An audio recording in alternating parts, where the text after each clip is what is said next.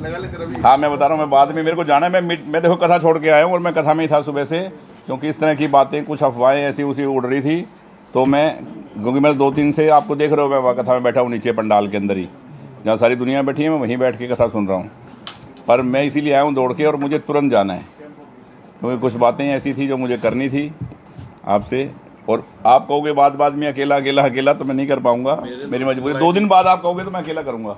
Single ID के लिए मांग रखी उन्होंने यार देखो, मांग जो रखी है, मैं कह रहा हूँ ना, कल की कथा हो रहा है, उसके बाद में सिंगल आईडी क्या जो कहोगे जो करूँगा बस। अब मेरी मजबूरी है।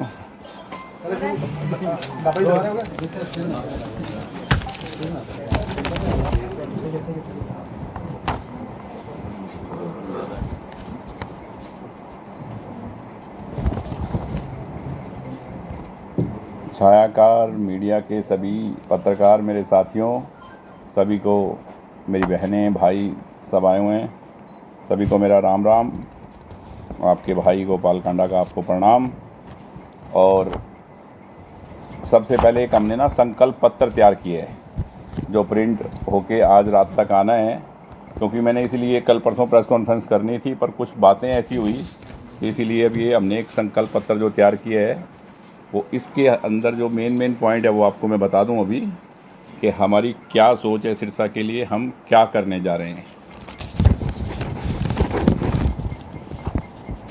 देखो, सबसे पहले मैंने कहा कि यहाँ जो नशा है, नशे का बहुत ज़्यादा जो हमारे युवा नशा करने लगे हैं, इसका इलाज नशा मुक्ति केंद्र खोलना ही नहीं है सिर्फ, क्योंकि उसके लिए तो हमने वैसे भी 1 एकड़ जगह के करीब सरकार से अलॉट करवा ली, और वहाँ एक नशा मुक्ति केंद्र का निर्माण होगा, वो तो होगा ही होगा।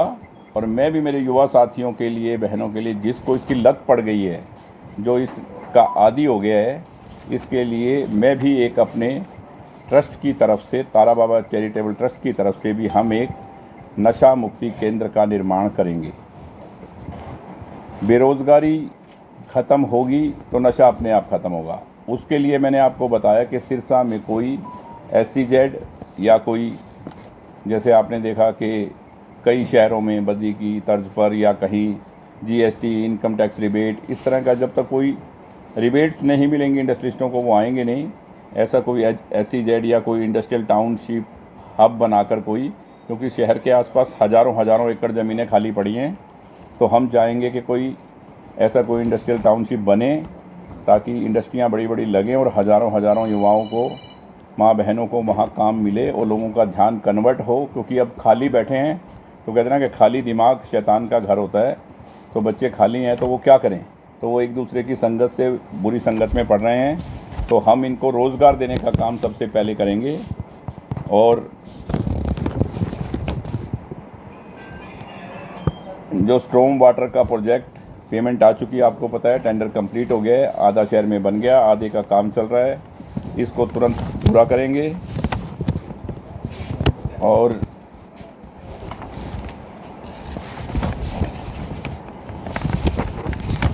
जो अभी हमारा बस स्टैंड है, ये बिल्कुल शहर के अंदर आ गया, इसका नवीनीकरण करके इसको बाहर साइड में कहीं भी जहाँ भी शिफ्ट हो सकेगा वो करेंगे।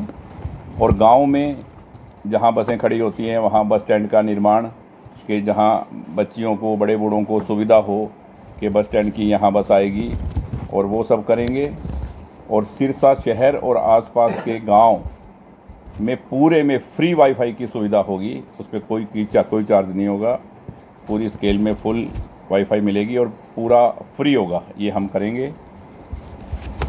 और मैं एक ऐसा कॉलेज बनाना चाहूँगा युवाओं के लिए, स्किल डेवलपमेंट सेंटर की तरह कॉलेज, एक ऐसा स्किल डेवलपमेंट कॉलेज होगा जिसमें जो बच्चा जो सीखना चाहेगा, उसमें तरह तरह की क्लासेस होगी। कि सिरसा में आज हर बच्चा सीखना चाहता है, आउट ऑफ इंडिया जाना चाहता है, दिल्ली जाना चाहता है, बॉम्बे जाना चाहता है, तो वो यहाँ से उसको वही चीज़ सिखाएंगे हम जो उसको रोज़गार वहाँ जाके मिले, और इस तरह की उनको यहाँ शिक्षा दी जाएगी।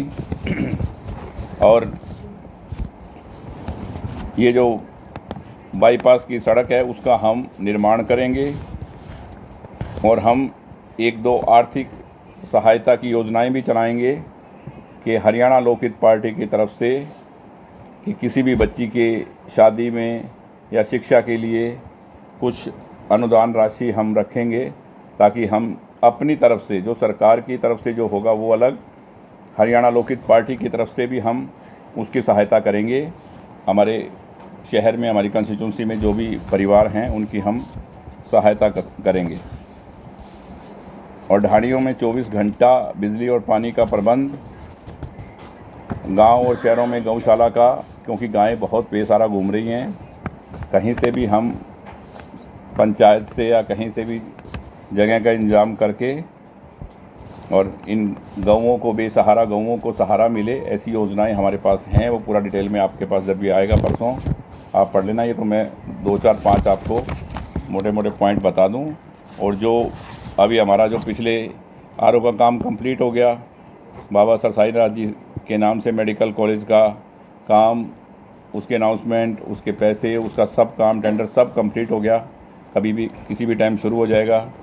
और जो भी सरकारी 50-40 स्कूलों को, सरकारी स्कूलों को जो अनुदान जारी किया, और यहाँ बहुत सी मेरे ख्याल सड़कों का निर्माण हुआ।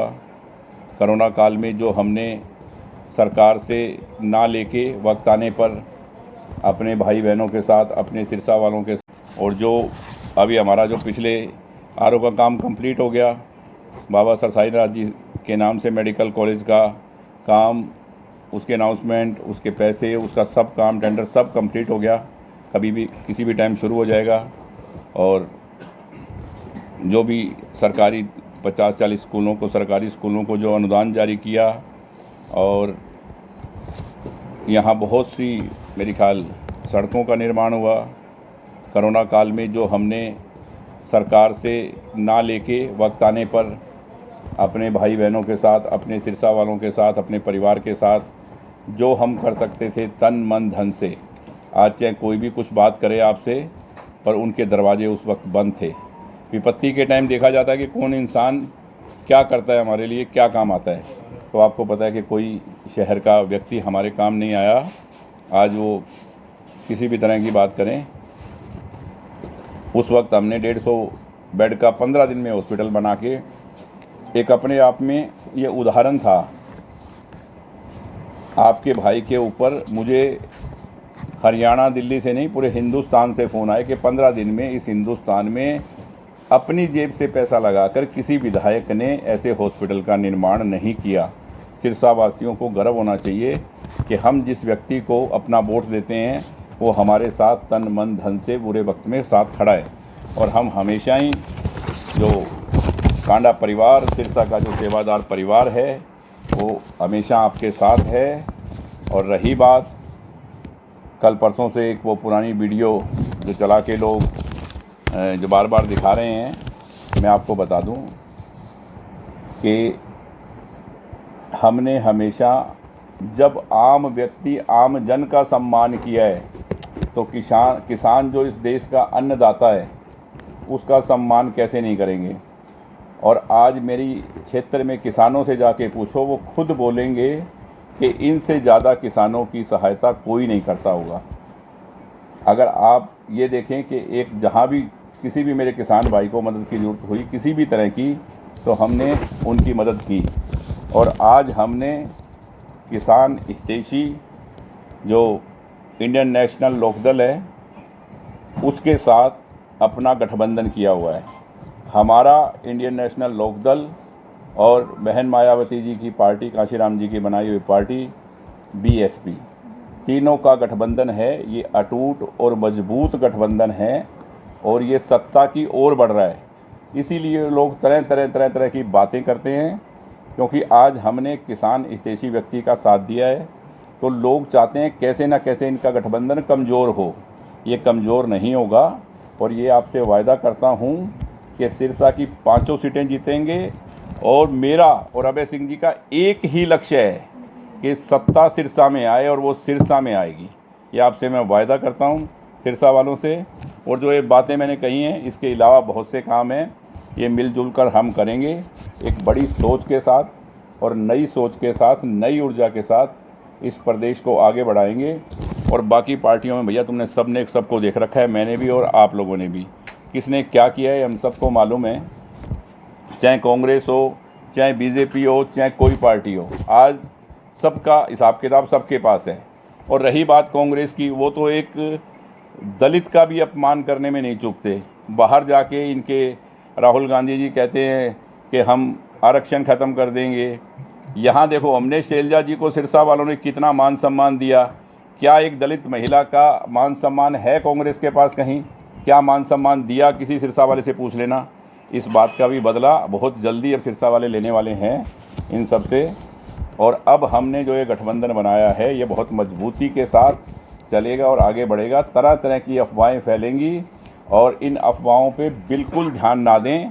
मेरा आपसे रिक्वेस्ट है कि हम बहुत तेज़ी से आगे बढ़ रहे हैं और बहुत भारी बहुमत के साथ जीतेंगे। सिरसा की पाँचों सीटें हमारी झोली में होगी। Indian national Lokdal, Haryana Lokhit party, Bahujan Samaj party, तीनों मिलके और सिरसा में सत्ता लाएंगे और सिरसा में सत्ता आएगी। बहुत बहुत धन्यवाद। जय हिंद, जय हरियाणा। सर, गठबंधन हजम नहीं हो रहा। किसका? जो आपका गठबंधन हुआ है एनएलए के साथ, हजम नहीं हो रहा कईयों को। हाँ, गठबंधन हजम नहीं हो रहा, इसलिए मुझे आना पड़ा कथा छोड़ के। मैं 2 दिन से कथा में हूँ। मुझे तरह तरह की बातें सुनाई दी, तो मैंने कहा कि लोगों को हजम नहीं हो रहा, क्योंकि जब कोई भी इंसान तरक्की की ओर अग्रसर होता है तो हजम नहीं होता। ये आपको मालूम है। कोई मायावती की रैली भी कराओगे यहाँ? बिल्कुल कराएंगे। बहन मायावती जी की रैली भी कराएंगे, लेके भी आएंगे। और चौटाला साहब को भी आज उनकी तबीयत कैसी है सबको मालूम है, पर उन्होंने भी कहा है मुझसे कि सिरसा के गांव में भी आएंगे और बाकी एलनाबाद, रानियां, डबावाली, कालावाली, वहाँ भी जहाँ तक उनका हेल्थ उनके साथ दिया वहाँ उनको लेके जाएंगे। और सिरसा की जनता को पता है कि अब सत्ता सिरसा से दूर नहीं है, तो कोई कुछ भी बोले, तरह तरह की बातें उड़ाते रहते हैं लोग। उसमें आना नहीं है किसी को भी किसी बात में। ये एक बहुत मजबूत और अटूट गठबंधन है, क्योंकि मेरी दोस्ती बहुत पुरानी है, सबको पता है, आप लोगों को, अभय सिंह जी के साथ में। पर आज जब हम आपस में इन पार्टियों के रूप में मिले हैं तो ये बहुत लंबा चलेगा और सिरसा का विकास होगा। और आप ये मौका ज़रूर दें इस गठबंधन को, और फिर आप सिरसा का, शहर के गाँव का, इस सिरसा डिस्ट्रिक्ट के विकास को देख लेना। 5 साल में जो मैंने कहा है उसमें कोई फ़र्क नहीं होगा।